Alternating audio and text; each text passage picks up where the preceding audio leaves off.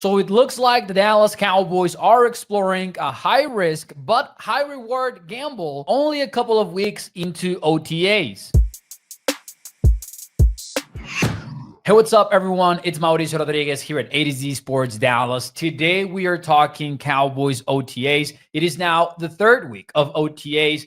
In 1 week, we'll have Cowboys minicamp underway, but we're already learning a lot about what this team is exploring, what this team is experimenting with, and one of those things could be a huge change to the offensive line. Now, I do want to start this off by adding this disclaimer. I think the likeliest outcome for the Cowboys offensive line in 2025 is for it to stay almost exactly the same as last year, with the exception of the right guard spot. Zach Martin obviously retired. The Cowboys drafted Tyler Booker in the first round, so you would get him in that right guard slot. However, it doesn't seem like they're ruling out shaking things up. And I say that because of what Brian Schottenheimer himself said in a press conference when he told the media, we are creating competition. Booker is not taking all of the reps with the ones. We are rolling with different guys in there. Rob Jones, we're moving Brock Hoffman, we're moving Cooper Beebe around some.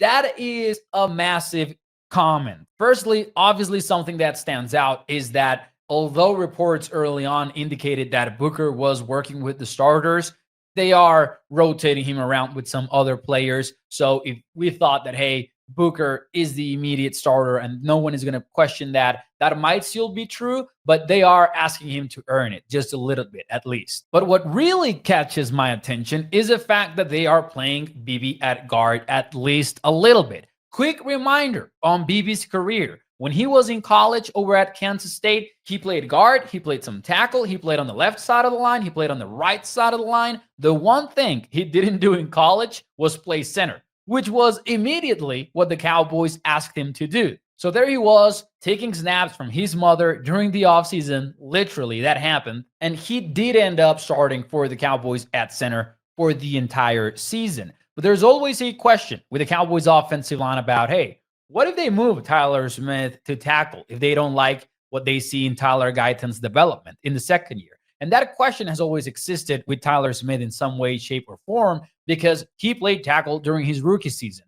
Well, if the Cowboys did that, then you would get that open guard slot where it would make sense to consider Cooper Beebe there and then just pair him with Tyler Booker. And then you do happen to have a center in Brock Hoffman who could be a very adequate starter. To add to the intrigue of all of this, the Cowboys hired Connor Riley as their offensive line coach. And keep in mind, Riley worked with Beebe when he was at Kansas State, and he knows what Beebe can do if he plays at guard. You could even argue that some of the best skills that Beebe has are best displayed if he plays guard and not center. Why? Because when he pulls into open space, he can bury defenders. He can get out in open space and just use his power to lead the way and pave a path for running backs.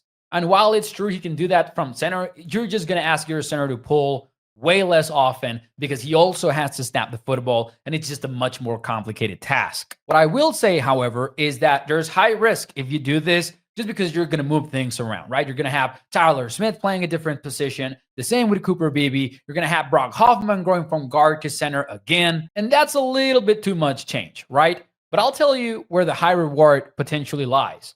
You could have an upgrade at tackle if Tyler Smith performs well, if he replaces Guyton. You could have Beebe playing at his best position, which would be guard, in my view. And if you're looking for the best combination of 5 offensive linemen, you could definitely argue that this would be it. Now, again, I think the Cowboys won't want to change things as much, but it is on the table. Brian Schottenheimer himself is saying it, and that is something to watch out for throughout the remainder of the offseason. Let me know what you guys think about this in the comments, and I'll see you next time.